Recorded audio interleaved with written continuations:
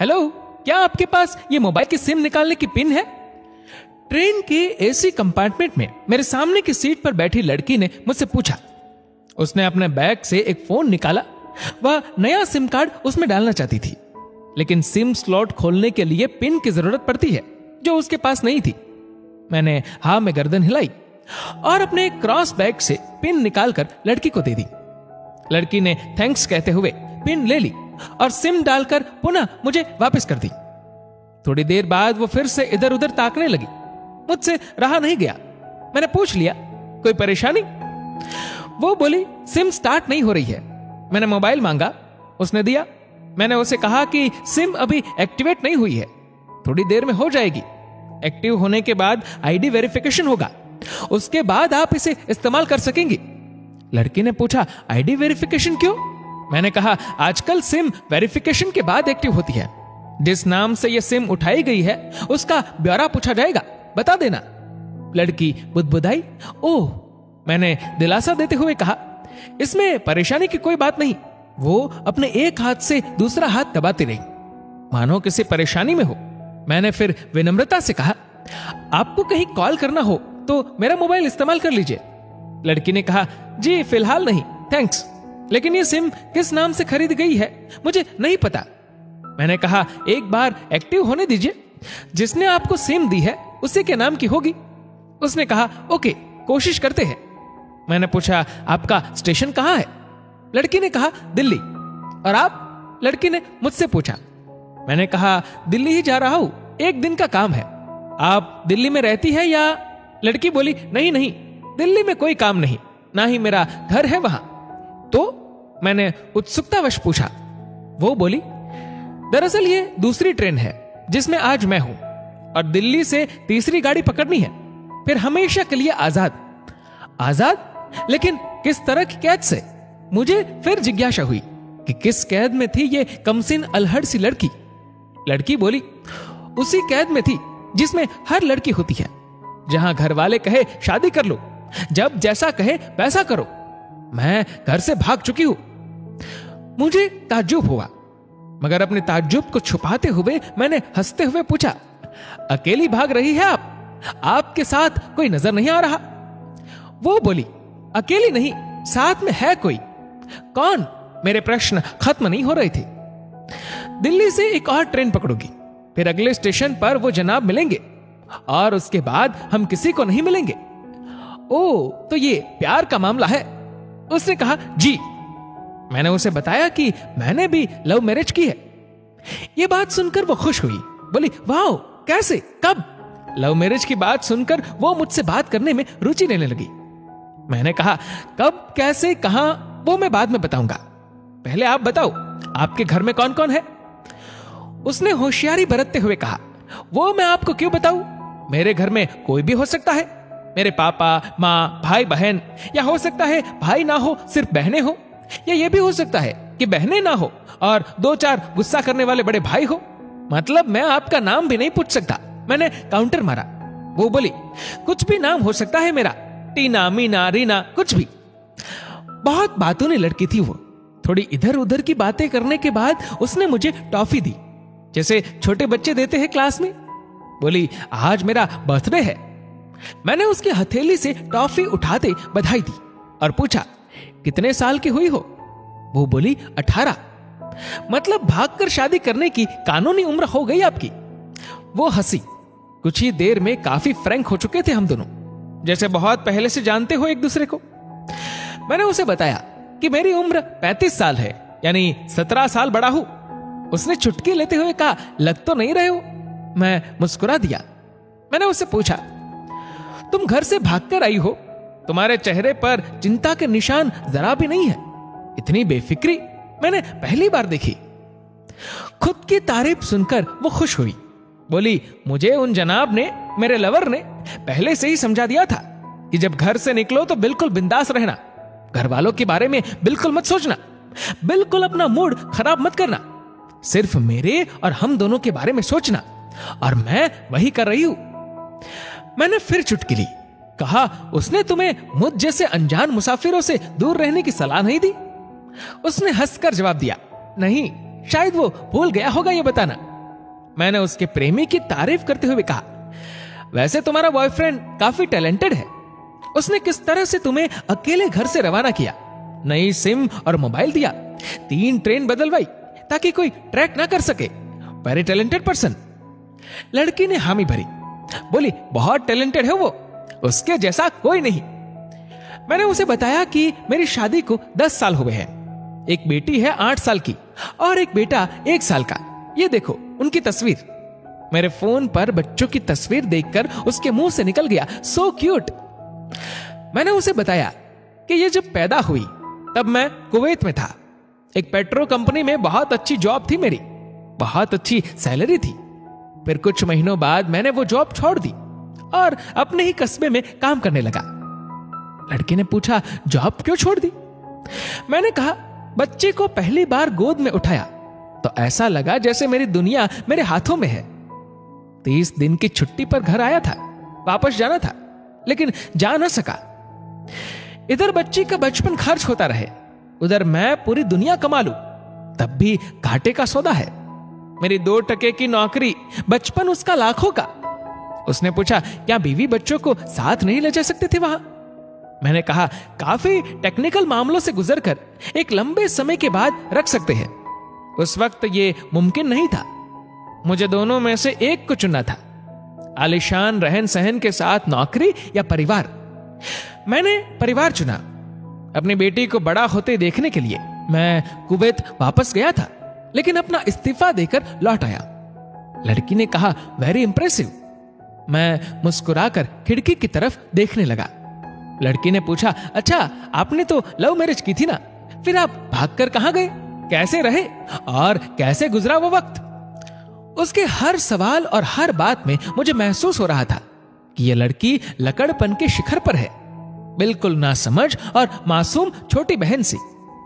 मैंने उसे बताया कि हमने भागकर शादी नहीं की, और यह भी है कि उसके पापा ने मुझे पहली नजर में सख्ती से रिजेक्ट कर दिया था। उन्होंने आपको रिजेक्ट क्यों किया? लड़की ने पूछा। मैंने कहा, रिजेक्ट करने का कुछ भी कारण हो सकता है, मेरी जाति, मेरा काम, घर, परिवार। बिल्कुल सही। लड़की ने सहमति दर्ज कराई और आगे पूछा, फिर आपने क्या किया? मैंने कहा, मैंने कुछ नहीं किया। उसके पिता ने रिजेक्ट कर दिया, वहीं से मैंने अपने बारे में अलग से सोचना शुरू कर दिया था। खुशबू ने मुझे कहा भी कि भाग चलते हैं। मेरी वाइफ का नाम खुशबू है। मैंने 2 टुक मना कर दिया। वो 2 दिन तक लगातार जोर देती रही कि भाग चलते हैं। मैं मना करता रहा। मैंने उसे समझाया कि भागने वाले जोड़े में लड़की की इज्जत पर कोई खास फर्क नहीं पड़ता, बल्कि लड़की के पूरे कुल की इज्जत धुल जाती है। भगाने वाला लड़का उसके दोस्तों में हीरो माना जाता है, लेकिन इसके विपरीत जो लड़की प्रेमी संग भाग रही है वो उल्टा कहलाती है। मोहल्ले के लड़के उसे चालू कहते हैं।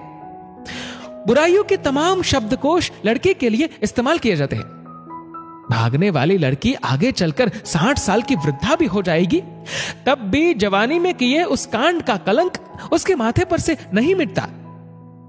मैं मानता हूं कि लड़का लड़की को तौलने का ये दोहरा मापदंड गलत है, लेकिन हमारे समाज में है तो यही।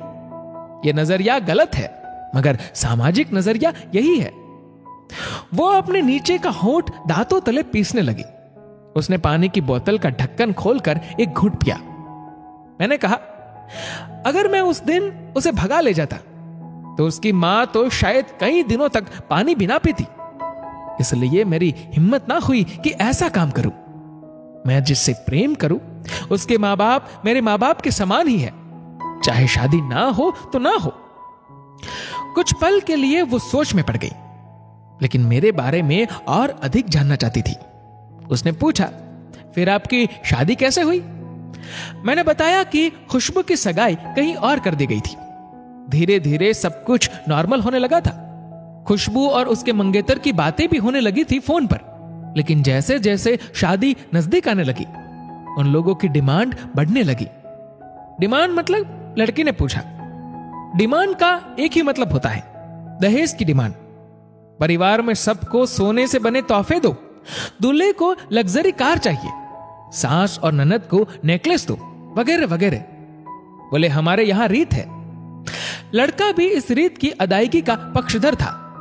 वो सगाई मैंने तुड़वा डाली, इसलिए नहीं कि सिर्फ मेरी शादी उससे हो जाए, बल्कि ऐसे लालची लोगों में खुशबू कभी खुश नहीं रह सकती थी, ना उसका परिवार। फिर किसी तरह घर वालों को समझा बुझाकर मैं फ्रंट पर आ गया और हमारी शादी हो गई। ये सब किस्मत की बात थी। लड़की बोली, चलो अच्छा हुआ आप मिल गए, वरना वो गलत लोगों में फंस जाती। मैंने कहा, जरूरी नहीं कि माता पिता का फैसला हमेशा सही हो, और यह भी जरूरी नहीं कि प्रेमी जोड़े की पसंद सही हो। दोनों में से कोई भी गलत या सही हो सकता है।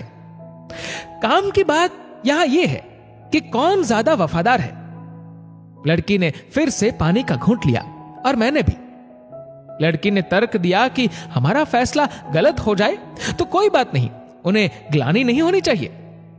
मैंने कहा, फैसला ऐसा हो जो दोनों का हो, बच्चों और माता पिता दोनों की सहमति, वो सबसे सही है। बुरा मत मानना, मैं कहना चाहूंगा कि तुम्हारा फैसला तुम दोनों का है, जिसमें तुम्हारे पेरेंट्स शामिल नहीं है। ना ही तुम्हें इश्क का असली मतलब पता है अभी। उसने पूछा, क्या है इश्क का सही अर्थ? मैंने कहा, तुम इश्क में हो, तुम अपना सब कुछ छोड़कर चली आई, ये सच्चा इश्क है। तुमने दिमाग पर जोर नहीं दिया, ये इश्क है। फायदा नुकसान नहीं सोचा, ये इश्क है। तुम्हारा दिमाग दुनियादारी के फितूर से बिल्कुल खाली था। उस खाली जगह में इश्क का फितूर भर दिया गया। जिन जनाब ने इश्क को भरा, क्या वो इश्क में है? यानी तुम जिसके साथ जा रही हो वो इश्क में नहीं, बल्कि होशियारी और हीरोगिरी में है। जो इश्क में होता है वो इतनी प्लानिंग नहीं कर पाता है, 3 ट्रेनें नहीं बदलवा पाता है, उसका दिमाग इतना काम ही नहीं कर पाता। कोई कहे मैं आशिक हूं और वो शातिर भी हो, ये नामुमकिन है। मजनू इश्क में पागल हो गया था, लोग पत्थर मारते थे उसे। इश्क में उसकी पहचान तक मिट गई। उसे दुनिया मजनू के नाम से जानती है, जबकि उसका असली नाम कैस था, जो नहीं इस्तेमाल किया जाता। वो शातिर होता तो कैस से मजनू ना बन पाता। फरहाद ने श्री के लिए पहाड़ों को खोदकर नहर निकाल डाली थी, और उसी नहर में उसका लहू बहा था। वो इश्क था। इश्क में कोई फकीर हो गया, कोई जोगी हो गया। किसी मांझी ने पहाड़ तोड़कर रास्ता निकाल दिया। किसी ने अतिरिक्त दिमाग नहीं लगाया, चालाकी नहीं की। लालच, हवस और हासिल करने का नाम इश्क नहीं है। इश्क समर्पण करने को कहते हैं, जिसमें इंसान सबसे पहले खुद का समर्पण करता है, जैसे तुमने किया। लेकिन तुम्हारा समर्पण हासिल करने के लिए था, यानी तुम्हारे इश्क में लालच की मिलावट हो गई। लड़की अचानक खो सी गई। उसकी खिलखिलाहट और खिलंदड़ापन एकदम से खामोशी में बदल गया। मुझे लगा मैं कुछ ज्यादा बोल गया, फिर भी मैंने जारी रखा। मैंने कहा, प्यार तुम्हारे पापा तुमसे करते हैं। कुछ दिनों बाद उनका वजन आधा हो जाएगा। तुम्हारी मां कई दिनों तक खाना नहीं खाएगी, ना पानी पिएगी, जबकि आपको अपने आशिक को आजमा कर देख लेना था। ना तो उसकी सेहत पर फर्क पड़ता, ना दिमाग पर। वो अक्लमंद है, अपने लिए अच्छा सोच लेता। आजकल गली मोहल्ले के हर तीसरे लौंडे लपाटे को जो इश्क हो जाता है, वो इश्क नहीं है, वो सिनेमा जैसा कुछ है। एक तरह की स्टंटबाजी, डेयरिंग, कुछ अलग करने का फितूर, और कुछ नहीं। लड़की का चेहरे का रंग बदल गया। ऐसा लग रहा था वो अब यहां नहीं है। उसका दिमाग किसी अतीत में टहलने निकल गया है। मैं अपने फोन को स्क्रॉल करने लगा, लेकिन मन की इंद्री उसकी तरफ थी। थोड़ी ही देर में उसका और मेरा स्टेशन आ गया। बात कहां से निकली थी और कहां पहुंच गई। उसके मोबाइल पर मैसेज टोन बजी। देखा तो सिम एक्टिवेट हो चुकी थी। उसने चुपचाप बैग में से आगे का टिकट निकाला और फाड़ दिया। मुझे कहा, एक कॉल करना है। मैंने मोबाइल दिया। उसने नंबर डायल करके कहा, सॉरी पापा, और सिसक सिसक कर रोने लगी। सामने से पिता भी फोन पर बेटी को संभालने की कोशिश करने लगे। उसने कहा, पिताजी आप बिल्कुल चिंता मत कीजिए, मैं घर आ रही हूं। दोनों तरफ से भावनाओं का सागर उमड़ पड़ा। हम ट्रेन से उतरे। उसने फिर से पिन मांगी। मैंने पिन दी। उसने मोबाइल से सिम निकालकर तोड़ दी और पिन मुझे वापस कर दिया। दोस्तों, ये मेरा दावा है माता पिता से ज्यादा तुम्हें दुनिया में कोई प्यार नहीं कर सकता। कहानी अच्छी लगी तो इसे शेयर अवश्य करेगा। शायद कोई परिवार, कोई बेटी और उनका भविष्य इससे बच जाए। इस वीडियो को लेकर आपकी क्या राय है नीचे कमेंट करके जरूर बताएगा। और अगर आपको वीडियो अच्छा लगा हो तो इस वीडियो को लाइक जरूर करिएगा। और ऐसे ही और भी इंस्पिरेशनल वीडियोस के लिए सब्सक्राइब करें हमारे यूट्यूब चैनल को और फेसबुक पर फॉलो करें हमारे पेज को। धन्यवाद।